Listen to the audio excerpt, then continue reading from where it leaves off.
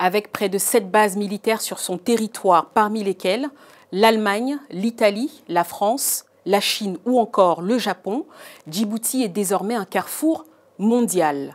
Comment ce pays situé en Afrique de l'Est a réussi à se positionner comme un hub économique et écologique? Pour en parler, je reçois sur ce plateau un invité spécial, M. Alexis Mohamed, chargé de mission auprès du président de la République de Djibouti. Vous êtes sur Regard Extérieur, bienvenue.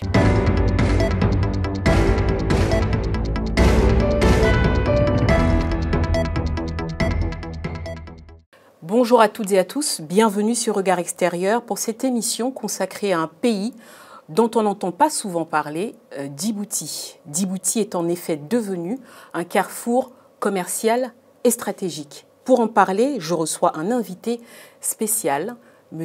Alexis Mohamed. Je rappelle que vous êtes le chargé de mission auprès du président de la République de Djibouti, M. Ismaël Omar Guelleh. Bienvenue. Merci beaucoup. Alors, Djibouti, sans plus tarder, d'abord une lecture très française. Je sais que toutes les bases, on en compte 7, sont situées à Djibouti aujourd'hui. Comment est-ce qu'on peut qualifier Djibouti? Est-ce qu'on peut parler d'une base pour espions? Qu'est-ce qu'on peut dire de Djibouti selon vous? Djibouti, de par son emplacement, d'abord, merci de le préciser, de l'importance que Djibouti a aujourd'hui dans le monde, à la fois dans les cadres de la lutte contre la piraterie et notamment contre le terrorisme. Il est vrai que Djibouti est situé à un emplacement vraiment stratégique. On parle à peu près de 30 à 32% du commerce mondial qui passe par là. Et puis, c'est un carrefour qui fait le nord, le sud, l'est et l'ouest. Djibouti fait partie également de la stratégie chinoise dans les cadres de son projet de la route de la soie. Et voilà, donc ce qui a mis plus en avant Djibouti, c'est d'avoir, comment dirais-je, malheureusement, lors de l'attentat de 2001 aux États-Unis, le président de la République a considéré que dans les cas de la lutte contre le terrorisme ne pouvait passer que par Djibouti. Une des raisons pour laquelle la plus grande base américaine se situe à cet endroit-là. On parle d'à peu près 5000 et quelques contingents militaires américains. Vous avez également, bien évidemment, les casernes militaires françaises, parce que nous avons une relation historique avec la France, qui est quand même la première force militaire installée à Djibouti. Puis ensuite viennent, bien évidemment, les Japonais, depuis quelques temps les Chinois, puis toutes les autres forces d'interposition. Pardon, pas d'interposition, mais de lutte contre la piraterie engagées par l'Union européenne. Donc voilà, donc Djibouti, on n'en entendait pas parler, mais aujourd'hui, grâce justement à cette présence militaire, on en parle extrêmement de Djibouti, parce que, comme je le répète, c'est un emplacement vraiment stratégique. Mais Djibouti n'est pas uniquement que le bac à sable. Militaire, comme souvent on le cite ainsi. Djibouti, c'est aussi une communauté nationale, c'est une diversité de la communauté, c'est une culture, c'est une diversité également, comment dirais-je, de groupes religieux, donc c'est une paix également, une stabilité. Et très souvent, on a tendance à l'oublier. Très bien. C'est très intéressant que l'on parle de ça parce qu'on a l'impression que Djibouti, justement, en tout cas les informations qu'on reçoit ou qu'on a sur Internet, par exemple, ne concernent que les bases militaires. Vous avez dit que l'une des plus importantes était plutôt les bases françaises, enfin la base française, mais il y a des informations qui disent que c'est plutôt la Chine qui serait en nombre supérieur présente à Djibouti. Donc la question est de savoir, parce qu'on va effectivement arriver à cette question-là, la Chine aujourd'hui est de plus en plus présente dans certains pays africains, etc. Elle octroie des prêts. Est-ce que pour Djibouti, ça change quelque chose? Est-ce que le fait que, par exemple, la Chine octroie des prêts avec 70%, est-ce que ça ne pose pas un problème quelque part? Vous savez, en gros, la Chine, dans le cadre de la dette africaine, est avoisine à peu près le 87 à 86 milliards de dollars. Donc plus de la moitié de cette dette-là contractée par les pays africains est déjà remboursée. Donc la Chine est un partenaire comme tous les autres pays. La République du Djibouti perçoit cela ainsi. Nous n'avons pas, et le chef de l'État l'a répété à maintes reprises, il n'y a ni exclusivité ni exclusion. Tous nos partenaires sont vraiment le bienvenu sur ces territoires-là, avec lesquels nous partagerons également tout ce qui concerne à la fois sur la lutte contre la piraterie, que ce soit dans les cadres de développement économique, et puis tout ce qui concerne également le multilatéralisme, si j'ose dire. Donc la Chine ne doit pas faire peur. Vous savez, comme je l'ai toujours dit, si elle est présente aujourd'hui à Djibouti, c'est parce qu'on y trouve également nos intérêts, comme les Chinois trouvent également leurs intérêts. Par rapport à l'effectif, justement, du contingent militaire français, je pense, chinois, très souvent, en fait, on spécule. Il n'y a eu aucune information qui ont été données, ce n'est pas à nous de les donner également, ni de la part de la Chine, ni de notre part non plus. Donc maintenant, l'effectif reste extrêmement moindre par rapport à tout ce qui est dit. Le plus grand contingent, en tout cas militaire, à Djibouti, on peut considérer que c'est l'armée américaine, à hauteur de 5000 et quelques. Voilà, donc après le reste, on laisse spéculer tout le monde. Très bien. Revenons maintenant sur la stabilité du pays. Alors, vos voisins, hein, sans vouloir forcément jeter l'opprobre sur ce qui se passe ou en Somalie ou en Éthiopie, subissent en ce moment des troubles, etc. Est-ce que Djibouti se place désormais en médiatrice en ce qui concerne les troubles voisins, justement, puisqu'il y a une stabilité plutôt à Djibouti. Donc, est-ce que vous pouvez devenir médiateur, mais pas que en ce qui concerne la Somalie, l'Éthiopie, mais également dans le conflit, par exemple, concernant le Front Polisario entre le Maroc et l'Algérie? Vous savez, on va parler d'abord des conflits dans la région qui est vraiment à laquelle nous appartenons déjà.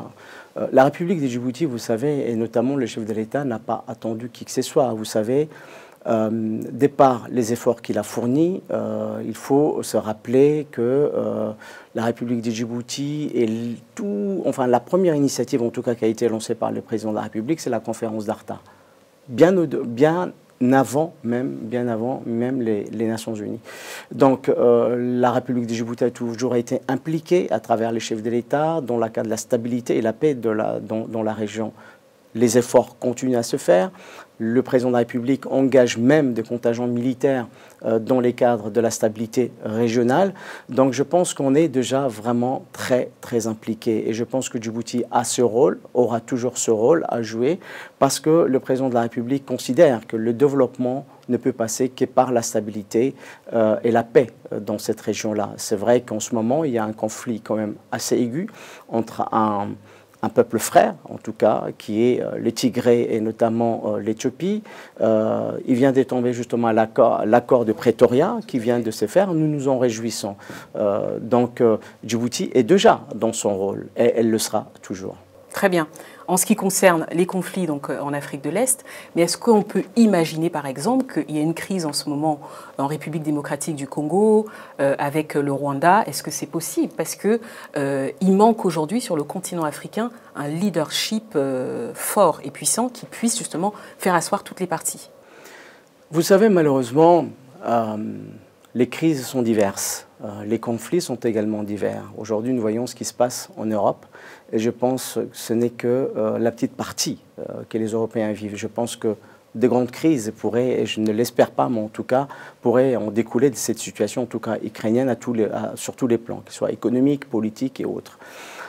L'Afrique, malheureusement, a toujours été également, comment dirais-je, a toujours vécu en moins des conflits plus ou moins graves. Donc, néanmoins, pour ce qui concerne le rôle de Djibouti, ici, demain, quels que soient les conflits, en tout cas en Afrique, quelle que soit la région, si l'on considère cet exemple djiboutien comme extraordinaire et que l'on puisse faire appel justement au président de la République pour y participer dans les cadres d'une paix quelconque, en tout cas sur les continents, je pense qu'il sera à la disposition, en tout cas, comment dirais-je, de peuples frères, en tout cas d'Afrique, si ils font appel à lui.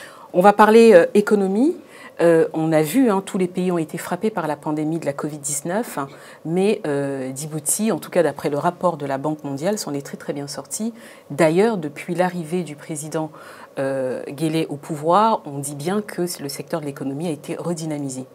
Quel est votre secret? Vous avez raison. Et vous avez raison également, c'est vraiment une question très pertinente. Vous savez, tout le monde a tendance à s'attarder sur la date de notre indépendance, qui est en l'occurrence en 1977. Sauf il faut également se rappeler que de 1977 à peu près en 2003-2004, c'est-à-dire même 3 ans ou 4 ans après l'accession au pouvoir du président de la République, ces pays-là stagnaient. Pas par défaut de ne pas vouloir avancer, mais par défaut de trouver des partenaires et notamment par défaut de trouver l'appui et l'accompagnement, en tout cas, de bailleurs de fonds. Le président de la République, avec le courage politique que cela a suscité de sa part, a pris les initiatives qui a permis aujourd'hui, depuis 2004 ou 2003, a permis à la République de Djibouti de connaître à la fois cette croissance économique qui, normalement, devait aller autour de 10 à 11% avant la Covid. Malheureusement, aujourd'hui, on est à 6 à 8. Donc, on reprend un peu notre croisière par rapport à notre croissance. Donc, il est vrai qu'aujourd'hui, beaucoup de choses ont été faites. Nous avons investi beaucoup également dans nos zones franches, dans nos zones portuaires. Djibouti a aujourd'hui les zones portuaires les plus, comment dirais-je, high-tech. Nous avons conçu la zone franche la plus grande du continent. Et donc, je pense que, départ, encore une fois, notre emplacement est stratégique et je pense que notre économie va aujourd'hui vraiment bien. C'est vrai qu'il a fallu beaucoup de courage politique, également le risque d'investissement. Nous avons eu des partenaires qui ont répondu également assez facilement pour être à nos côtés, nous accompagner également, bien évidemment, dans une vision de gagnant-gagnant. Et je pense que par rapport à ces petits parcours de 2003-2004 à aujourd'hui, faites un peu le compte, c'est vraiment extrêmement serré pour un pays qui a vécu à peu près 3 décennies, enfin 2 décennies et quelques dans la stagnation. Alors, forte de cet avantage sur le plan économique, qu'en est-il sur des politiques publiques en termes d'éducation? Si on peut parler du taux d'alphabétisation, quelle est la situation concrètement à Djibouti? Est-ce qu'il y a plutôt une grande population mais qui est au chômage ou pas du tout? Vous savez, la précarité comme l'inactivité sociale que vous appelez le chômage est un fléau, malheureusement, dans le monde. La République du Djibouti, avec ses moyens, avec son développement économique, essaie également de répondre à l'ensemble des besoins, que ce soit sur les plans économiques, sur les plans éducatifs, comme sur les plans également sanitaires. Nous avons engagé pas mal de réformes, par exemple pour ce qui concerne les jeunes qui sont porteurs de projets, donc la création de divers fonds de garantie. Nous avons également, par exemple, pour préserver nos concitoyens qui sont dans la précarité et pour les protéger ainsi, nous avons mis en place un certain nombre de réformes également qui garantissent que les produits de première nécessité soient également défiscalisés, de manière à ce qu'ils puissent accéder à cela. Il y a également l'accès à la santé qui est vraiment gratuite, la couverture médicale universelle, à peu près comme en France. Vous avez la gratuité de l'accès de l'école secondaire universitaire. Vous avez également la politique de logement à travers différentes structures qui sont en train de se monter. Aujourd'hui, on est à peu près à 3000 et quelques logements qui continuent à être réalisés. Et vous avez également la fondation IOG du président de la République qui permet également à certains nombres de nos concitoyens qui n'ont aucun revenu de pouvoir accéder au logement plus facilement. Vous avez, comment dirais-je, également la prise en considération de nos jeunes comme moins jeunes, handicapés, etc., pour pouvoir également accéder à l'emploi, à l'insertion également, et comment dirais-je, contribuer en tout cas au développement économique de ces pays. Vous avez également Djibouti, ce n'est pas uniquement un ensemble de politiques mises en œuvre, c'est également des avancées. Des avancées, par exemple, la communauté nationale, aujourd'hui, contrairement à beaucoup d'autres pays, la communauté nationale est représentée, par exemple, au niveau des institutions publiques, qu'elles soient de l'Assemblée nationale ou également le gouvernement. Vous avez à Djibouti quelque chose sur lequel il y a encore des débats dans le pays démocratique, comme on dit, l'égalité salariale homme-femme à Djibouti, ceci n'a même pas fait débat, ce sont des choses qui se sont faites naturellement et sur lesquelles nous continuons. Donc ça, ce sont vraiment des avancées. Et puis, vous avez, comment dirais-je, la dynamique autour du tourisme qui est en train de se faire également, parce qu'il ne faut pas oublier qu'à Djibouti a diverses opportunités. Nous avons un voisin de 110 millions comment dirais-je, d'individus. Je parle de l'Éthiopie. Et aujourd'hui, nous misons, nous n'avons pas besoin d'aller ailleurs, même s'il le faut. Nous misons justement de cette opportunité d'un pays voisin qui puisse également venir sur notre pays. Enfin, alors, avant qu'on parle justement du fait que vous misez sur de l'écotourisme, je voudrais qu'on revienne sur la lutte contre la corruption, qui est aussi une bataille menée en ce moment par le président de la République. Vous savez qu'on est souvent qualifié sur le continent africain d'être très très mal classé, etc., d'être les pays les plus corrompus. Et là, on a vu en début d'année une opération main propre, en parlant de Djibouti. Alors, dans d'autres pays, on parle d'opération épervier, etc. Qu'en est-il, justement ? Juste répondre un peu sur autre chose, et je reviendrai à votre question. Je voulais juste de préciser que Djibouti, c'est aussi l'accueil de l'ensemble des réfugiés, qu'ils soient éthiopiens, somaliens, érythréens et également surtout yéménites à l'heure actuelle. Pour ce qui concerne la corruption, vous savez, quand on entend des uns et des autres, j'entends d'ailleurs, sur ces continents-là, tout va mal. Il y a la corruption, il y a les maladies, il y a également la pauvreté, il y a également des coups d'État, etc., etc. Bien évidemment, l'Afrique a connu malheureusement certains méfaits, mais sur lesquels aujourd'hui des hommes et des femmes, de vrais leaders, sont là pour pouvoir faire avancer en tout cas ces continents-là. Il y a également le défi, effectivement, de combattre la corruption, comme d'autres pays connaissent également ces méfaits sociétals qui est la corruption. Vous savez, ce n'est pas que l'Afrique. Et effectivement, pour ce qui concerne la République de Djibouti, nous avons eu des cas, je pense que vous faites allusion à une situation très récente sur laquelle je ne me prononcerai pas, puisqu'il y a la justice qui est engagée, mais néanmoins, il est vrai que nous veillons à ce que la corruption à Djibouti soit finalement non seulement enrayée, mais éradiquée, pardon, mais ce n'est pas au niveau dont tout le monde l'entend. Et je pense que là, je ne parle pas que pour Djibouti, mais sur l'ensemble du continent africain, je pense qu'il y a cet éveil-là, il y a le refus également de peuples qui perçoivent aujourd'hui une nation comme une nation avant tout propre, une nation mature, intelligente, qui va d'abord vouloir aller de l'avant et non plus régresser. Vous avez parlé tout à l'heure de votre position stratégique. Vous êtes revenu, avant de répondre à cette question justement sur la lutte contre la corruption, au fait que les déplacés justement qui subissent les différents troubles sont accueillis à Djibouti. Qu'est-ce que vous mettez en œuvre justement pour ces réfugiés, pour ces déplacés qui souffrent des conflits voisins? Vous savez, là-dessus, il y a cet accueil historique qu'a toujours réservé la République de Djibouti pour tous nos frères voisins lorsqu'ils subissent un conflit ou une guerre. Aujourd'hui, avec également l'aide des organisations internationales présentes à Djibouti, nous mettons en œuvre l'ensemble, en tout cas, des stratégies qui consistent à ce que chaque personne accueillie dans les cadres de son statut de réfugié puisse bénéficier à la fois de l'éducation, de la protection sanitaire et également qu'il puisse aussi travailler. Vous avez également certaines migrations, on va dire cela comme ça, réfugiés, qui sont également des réfugiés positifs également pour le développement économique de ces pays-là. Comme certains disaient à une certaine époque, et je parle de Bernard Stasi, qui avait qualifié à une époque comme la migration en France était une chance pour la France d'un point de vue économique. Et de la même façon, en Afrique, il y a certaines également forces migratoires qui sont à Djibouti et qui participent, contribuent au développement économique de ces pays-là.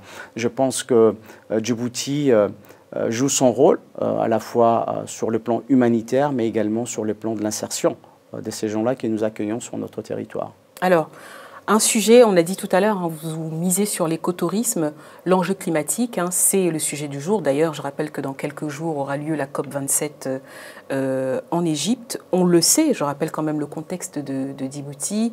Vous faites partie notamment du projet concernant la Grande Muraille Verte, qui est ce projet qui a décidé de bâtir et en tout cas de replanter des arbres dans les déserts.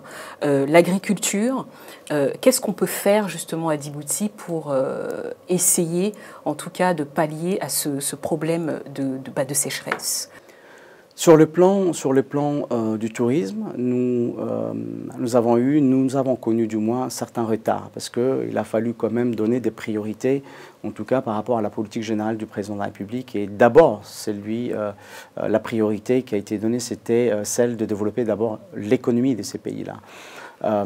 Parce que plus on est dans ces développements économiques, plus nous créons également de l'entreprise et moins il y a de l'inactivité sociale, quelle que soit la tranche d'âge d'ailleurs.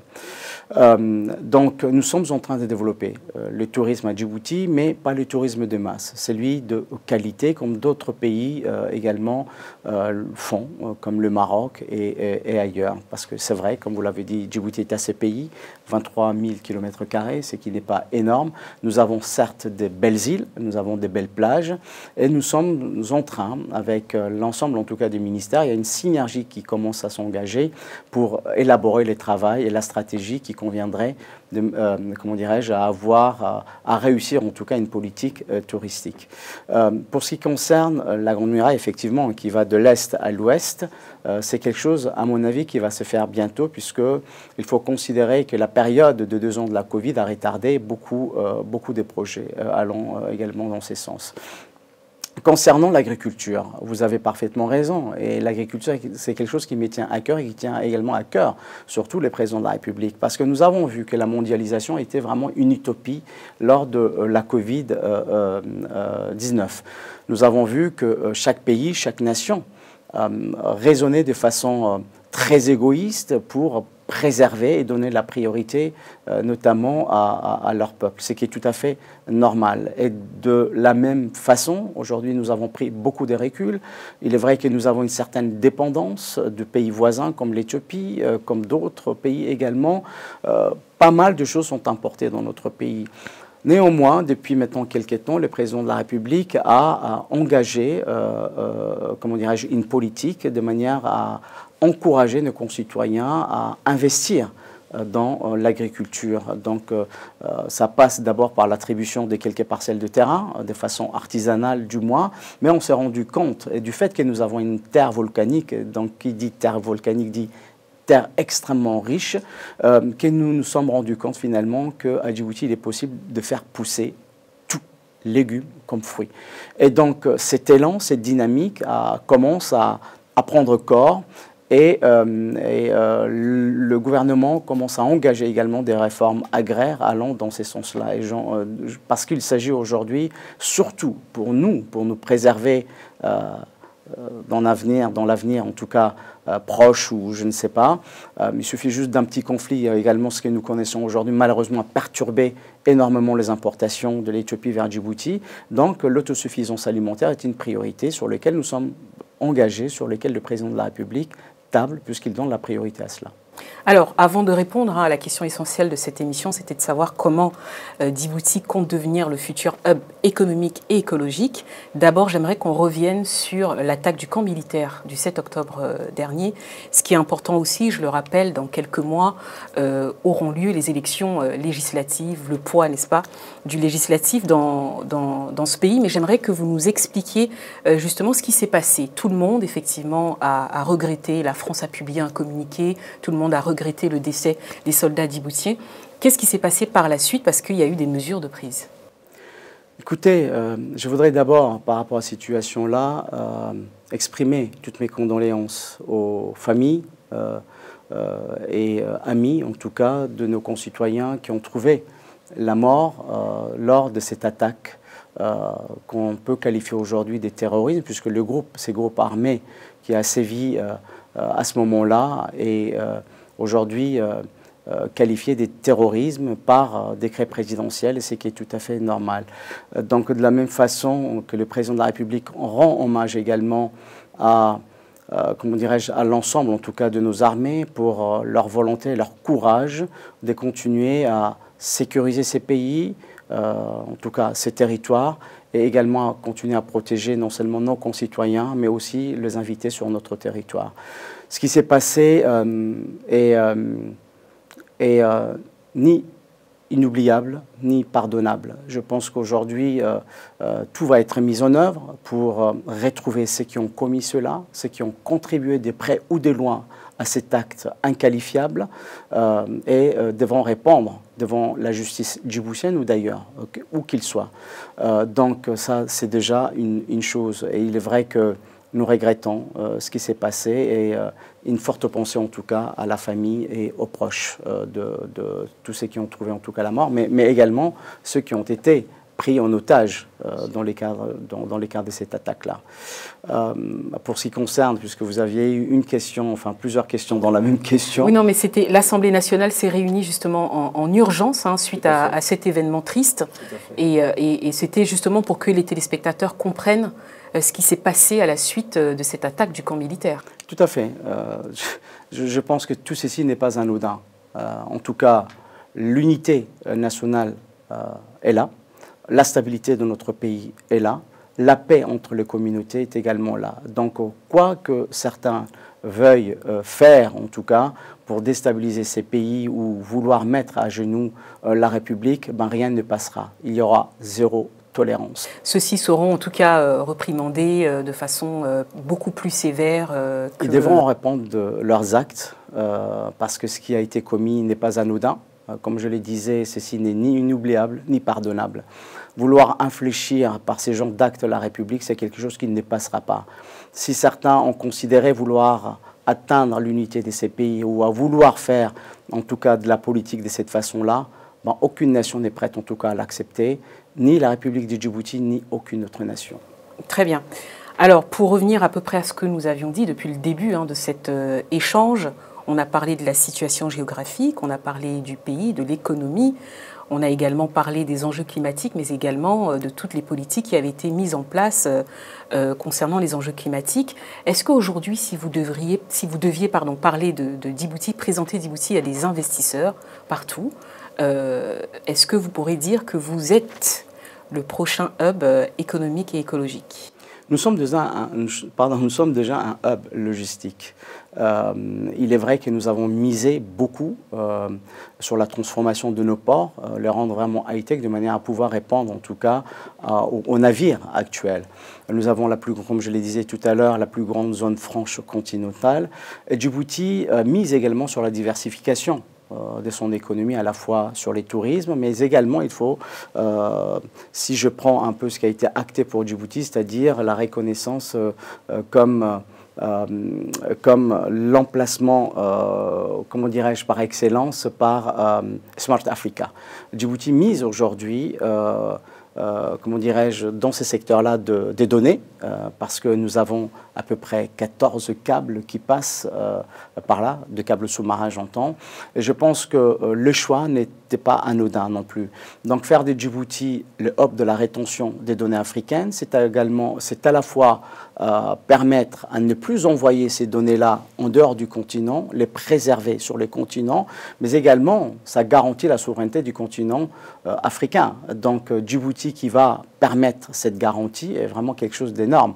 Donc il y a cela, il y a également tout ce qui va, les transformations, puisque moi-même je pars le 6 à Alger pour aller convaincre pas mal d'acteurs économiques à venir, de gros acteurs économiques à venir à Djibouti pour transformer justement leurs produits de manière à pouvoir le vendre non seulement un pays voisin de 110 millions d'habitants, mais également sur le marché du Comesa, parce que Djibouti est la porte d'entrée du marché du Comesa. On parle d'à peu près 480 millions de consommateurs, ce qui est vraiment énorme. Donc, grâce à cette zone franche-là, je pense que tout ce qui va concerner le médical, l'agroalimentaire, etc., c'est quelque chose que nous misons, sur lequel nous misons actuellement. Très bien.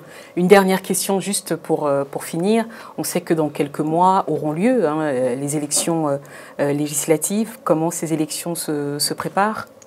Écoutez, en tout cas, la majorité politique, c'est-à-dire la majorité présidentielle aujourd'hui, reste sereine. Il y a des défis encore. Vous savez pertinemment qu'une assemblée nationale, c'est toujours pertinent d'être majoritaire de manière à pouvoir légiférer très rapidement. Je pense nous restons sereins en tout cas. Les défis resteront toujours le même, c'est-à-dire celui de la jeunesse, celui de l'éducation, de la santé, de la formation, de l'insertion, mais également du travail. Rien ne sera lâché. Donc après, quitte aux autres forces dites de l'opposition de participer ou pas. Mais toujours, je l'ai dit et je le répète encore, ce n'est pas à la majorité présidentielle de les promouvoir, c'est à chacun de se prendre en tout cas en compte et puis de pouvoir participer justement s'il considère que l'avenir de ces pays-là passe par les actions politiques, ben c'est également l'occasion, je pense, de faire valoir leurs projets politiques de manière à pouvoir apporter la plus d'adhésion. Mais ça leur appartient. Mais nous restons, en tout cas, pour ce qui concerne la majorité, extrêmement sereins. Merci beaucoup. Je rappelle que vous êtes donc Alexis Mohamed, chargé de mission du président de la République de Djibouti. Merci beaucoup d'avoir répondu présent à cette interview qui est réalisée dans les bureaux à Paris. J'espère que cette information, que cet échange vous aura permis d'en savoir un peu plus sur Djibouti et surtout vous aura donné envie, n'est-ce pas, d'investir à Djibouti. Merci beaucoup à toute l'équipe qui m'a permis de préparer cette émission. Merci à vous, chers téléspectateurs. Rendez-vous la semaine prochaine pour un nouveau numéro.